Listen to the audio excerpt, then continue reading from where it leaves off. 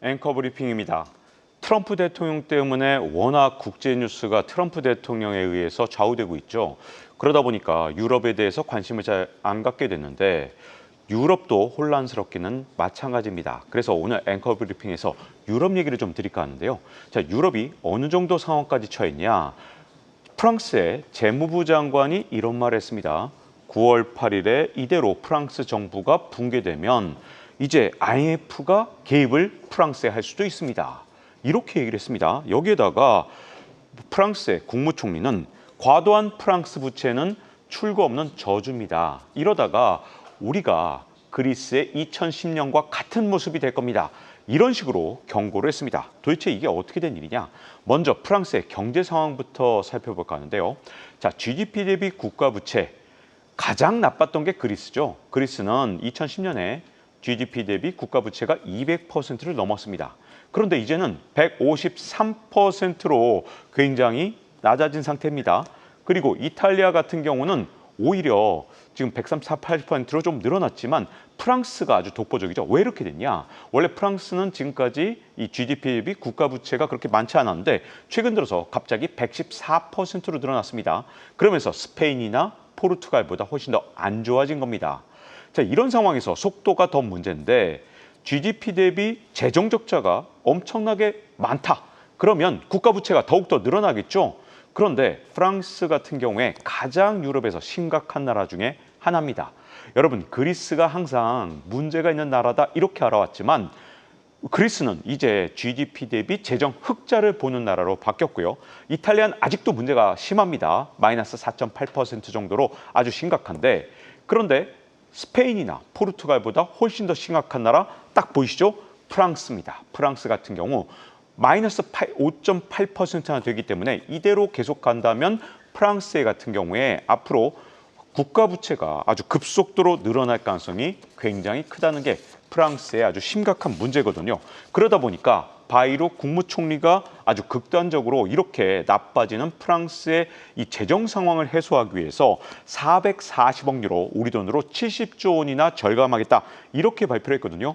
이 안에는 공무원을 감축하거나 연금의 상한제를 만들거나 국민들이 싫어할 만한 그런 여러 가지 것들이 굉장히 많이 들어 있습니다. 특히 프랑스 국민들은 복지 지출을 동결하거나 공휴일을 이틀 축소하는데 거의 대부분이 반대하고 있거든요. 자, 이런 상황에서 야당들의 반응이 굉장히 중요하겠죠. 자, 지금 프랑스는요, 중도의 앙상블이라는 정당이 집권하고 있는데 전체 의석의 28%밖에 갖고 있지 않습니다. 그래서 야당이 굉장히 큰데 야당이 전부 다 반발을 했습니다. 일단 극좌라고 할 수 있는 코크렐 의원 같은 경우에는 감히 프랑스와 그리스를 비교하다니 터무니없는 모욕이다. 이렇게 표현을 했거든요. 그래서 우리나라는 더 이상 이렇게 복지 지출을 줄일 필요가 없다라고 얘기를 했습니다. 그리고 극우 같은 경우에 마린 르펜 같은 경우에는 정부가 국민과 연금 수급자를 공격한다 이러면서 이렇게 예산을 감축하는 안에 강력하게 반발한 겁니다. 그러다 보니까 지금 프랑스의 국무총리가 궁지에 몰렸거든요. 그래서 신임 투표를 하겠다는 승부수를 던진 겁니다. 아예 예산이 통과 안 된다면 나의 신임을 물어라. 나는 만약에 신임 투표에서 신임을 받지 못하면 국무총리에서 물러나겠다. 이렇게 승부수를 했는데 어차피 이렇게 되면 만약에 불신임을 받게 돼서 내각이 붕괴되고 그리고 예산안이 감축되는 그런 실패를 하는 그런 상황이 될 수 있거든요. 여기에 대해서 극좌와 극우는 어떤 반응이냐? 9월 8일에 현 정부를 전복시켜버리겠다. 그래서 불신임안을 통과시키겠다는 그런 강경한 입장을 현재 보이고 있습니다. 이것 때문에 프랑스는 지금 현재 아주 중요한 순간에 놓여 있거든요. 프랑스에서 총리 불신임을 받았던 사례는 단 2건밖에 없습니다. 1962년에 퐁피두 총리 그리고 2024년에 바르니에 총리 딱 2사람밖에 없거든요.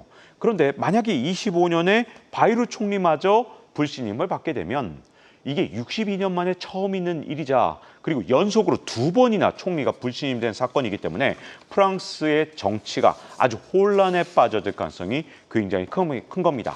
그래서 9월 8일에 어떤 표결 결과가 나온지가 굉장히 중요한데 이것 때문에 프랑스의 국채 금리가 벌써부터 오르고 있습니다. 자, 그래프를 보시면 지금 석 달째 프랑스의 금리가 10년물 기준으로 계속해서 오르고 있죠. 프랑스의 10년물 국채 금리가 3.48%인데 자, 그리스나 스페인, 포르투갈처럼 남유럽 국가들보다도 지금 현재 높아져 있는 상태입니다.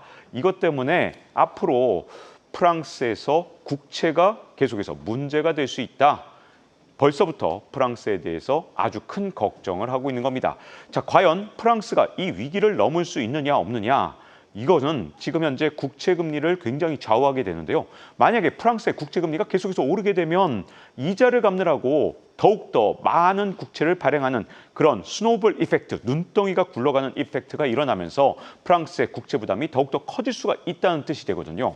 그래서 프랑스가 9월 8일에 IMF의 개입을 받을 수 있다. 이렇게 재무부 장관이 경고를 했던 건 사실 그냥 정치적으로 일종의 압박을 하기 위해서 그런 것뿐만 아니라 이자가 점점 불어나는 그런 상황을 걱정해서 이제 프랑스에서도 굉장히 국채 때문에 걱정이 많아진 상태다. 이렇게 볼 수 있는 겁니다.